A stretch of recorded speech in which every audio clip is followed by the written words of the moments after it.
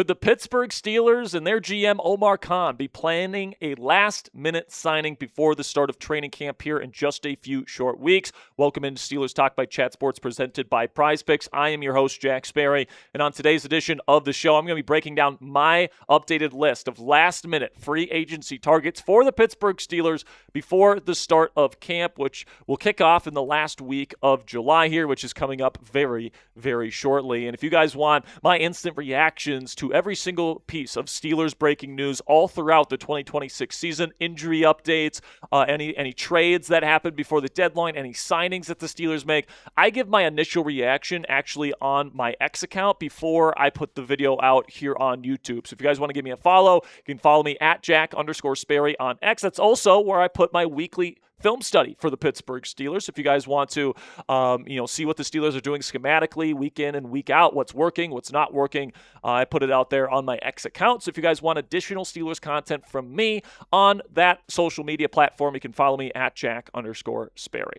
So we're going to be talking about three positional targets here that the Steelers could add a player before the start of training camp here. We're going to talk about inside linebacker, safety, and right guard. And we'll start the discussion here on the defensive side of the ball with the inside linebacker position, because I think this is a position that is a ginormous X factor for this defense this year. And it could be the difference between this being a good defense or a great or an elite unit heading into the 2026 season, all right? And you got this rotation going on right now, and there's a lot of question marks in this group, but I definitely think Pittsburgh could use another depth piece. Patrick Queen is a solid player, especially if he's in a good defensive scheme, but he's not anything great. Peyton Wilson, I think, has the most upside here, but he's unproven. Cole Holcomb is a good floor setter, but he's never healthy. Malik Harrison's a good run defender, but he can't guard anybody in pass coverage. So lots of question marks in this group, and I think if Pittsburgh wanted to bring in another kind of depth piece to compete and provide this team some depth and some insurance, I think that would be perfectly fine. I think that there's some decent options out there at the linebacker position. Nothing that's going to knock your socks off or anything like that. But Elandon Roberts is still out there. We know him, and Steelers fans wanted to keep him last offseason. He ends up going to Las Vegas, and now he's still a free agent waiting to sign with the team. Bobby Okereke has been a good starter in this league for a while. Took a big step backwards last year in New York.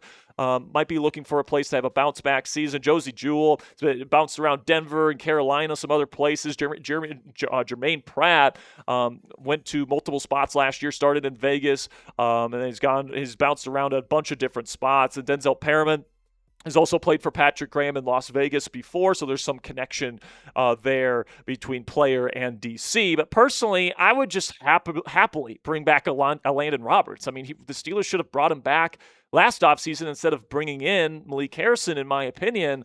I think he's still a better run defender than Harrison is. He's a better version of what Harrison is, which is just, a big-bodied linebacker that gets off blocks, gets after it in the run game, and he's terrible in pass defense, right? If we're going to have that brand of linebacker on this team, why not go get Elandon Roberts, who's a better version of that than Malik Harrison is? And not to mention, you could get rid of Harrison, cut him, and save that additional cap space for the Pittsburgh Steelers this year. I think that this makes a lot of sense. He's got chemistry with the players in this linebacker room already. He was here when Patrick Queen and Peyton Wilson were here 2 years ago.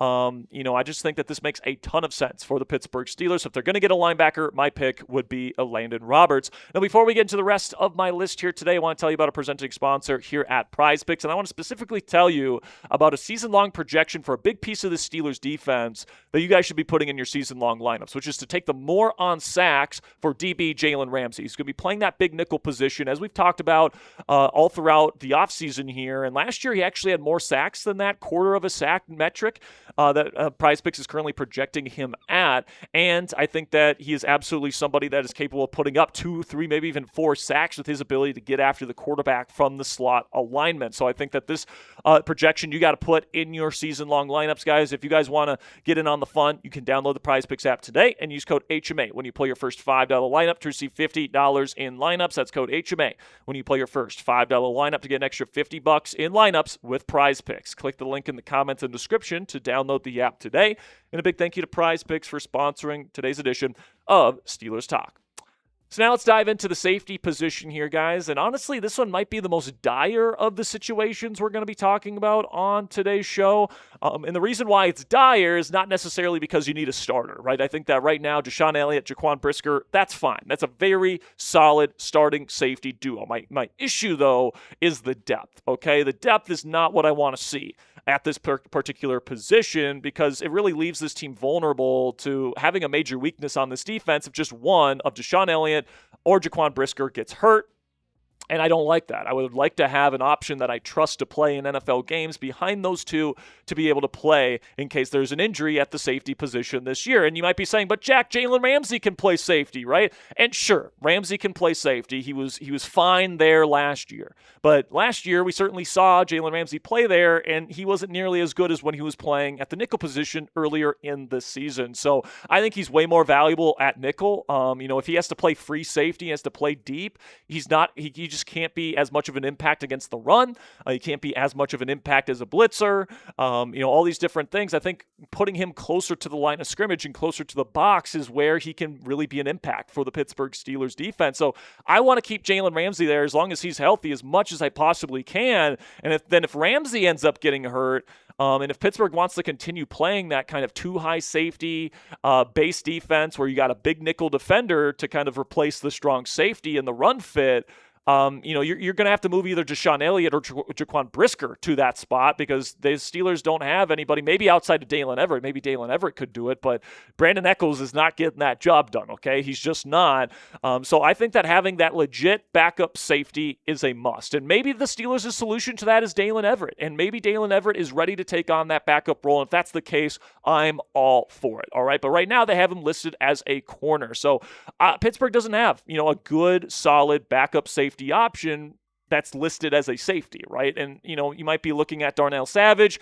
I just have zero trust in Savage to be a good football player at this stage of his career. He's always injured. When he's on the field, he's absolutely getting toasted. So I don't have a lot of confidence in Savage. If I'm being completely honest with you guys, I hope he proves me wrong, but that's just my honest feelings on the player at this current point in his career. Now, Sebastian Castro, a second-year UDFA out of Iowa, is interesting. His practice squatter last year for a lot of the year. The Steelers actually brought him back. Tampa Bay actually poached him after the preseason. Then the Steelers brought him back, actually, and now he's on this team. I think he's a very smart player, but a physically limited player.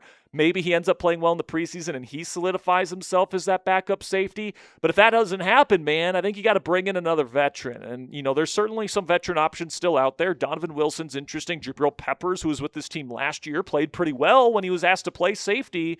He's still available. Xavier Woods, a long-time veteran, is still available. Jordan Poyer, who's very close with Aaron Rodgers, is still available. Played pretty well for Buffalo when they were desperate for safety help last year. And then Jimmie Ward, a long-time starting free safety for the 49ers, and then previously with the Houston Texans, is also available. But my pick at this position, guys, if you're going to go out and add another player to this position, it's Donovan Wilson. All right, he started for multiple years under the Mike McCarthy regime in Dallas, was a starting player just this past season, has played a lot of football, man. And if Jaquan Brisker or Deshaun Elliott goes down with an injury, I think Donovan Wilson, who, by the way, has worked with guys like Jason Simmons and Joe Witt Jr. In Dallas, I think it makes a lot of sense to plug him in as that veteran backup safety. And I think at this point, Wilson has probably seen the writing on the wall. He's no longer a starting caliber player. I think he would be more than willing to take on that role here in Pittsburgh. Now, finally here, I kind of lied to you guys. I got another position I want to talk. Oh, never mind. I'll talk about that here in a second. But let's talk about the right guards. Because right guard is a position here where you got Spencer Anderson, Brock Hoffman, and Jennings Dunker, none of which have established themselves as a legitimate starting option for an NFL team.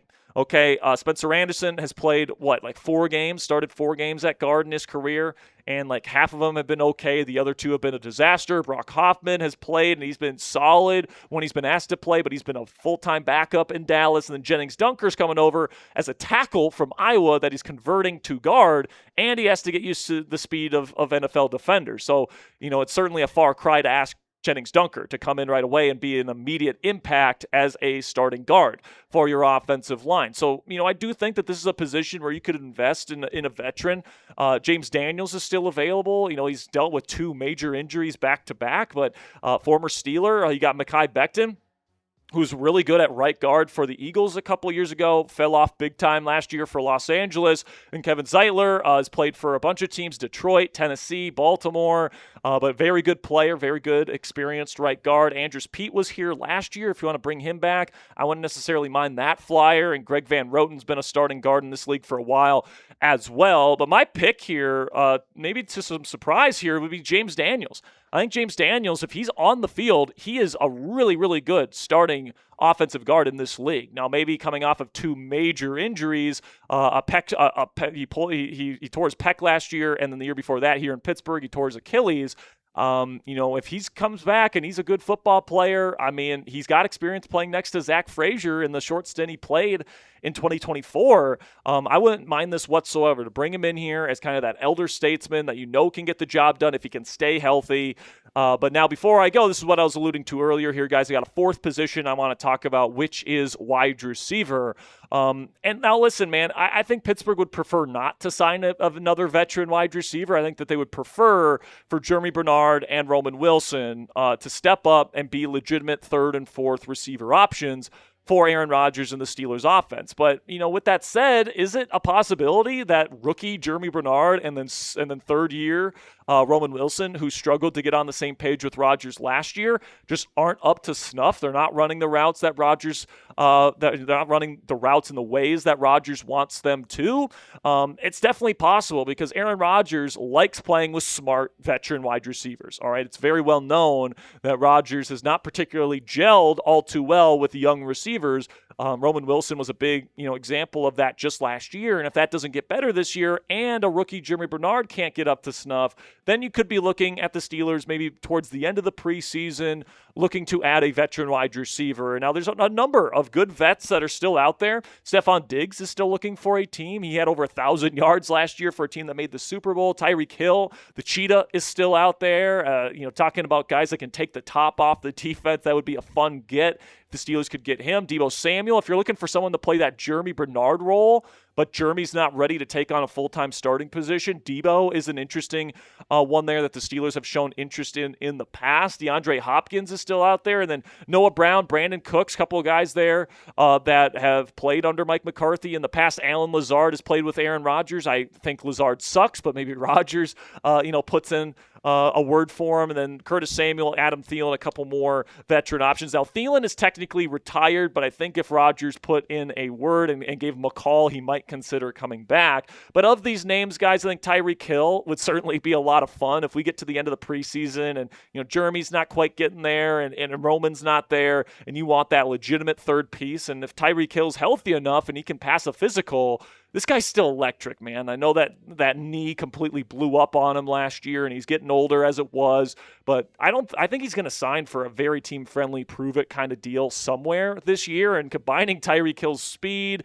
and his route-running ability and his experience alongside DK Metcalf and Michael Pittman Jr. with Aaron Rodgers throwing the football to those 3 guys could be a lot of fun in terms of a veteran wide receiver trio here in Pittsburgh. But my guess, guys, is Pittsburgh won't end up signing a receiver. I think Germie Bernard, Roman Wilson are going to do good enough in camp to show the Steelers we're good here. We don't need to go out and get a veteran wide receiver. These young guys are going to be good enough to, take their role in the Steelers offense this year and get the job done, and they won't end up bringing in a vet. But question of the day here, if you could pick one wide receiver for Pittsburgh to sign before camp, who is that wide receiver? Let me know what you guys think down there in the comment section. Do you think they should go smaller and faster with a guy like Tyreek Hill? Should they go more all around and a guy like Stefon Diggs? Do you want the bigger kind of almost hybrid running back in Deebo Samuel? Let me know what you guys think down there in the comment section.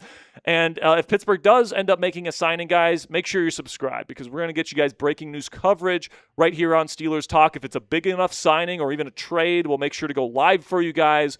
But make sure you guys click that subscribe button if you haven't already, if you don't want to miss a single thing that the con artist does this offseason.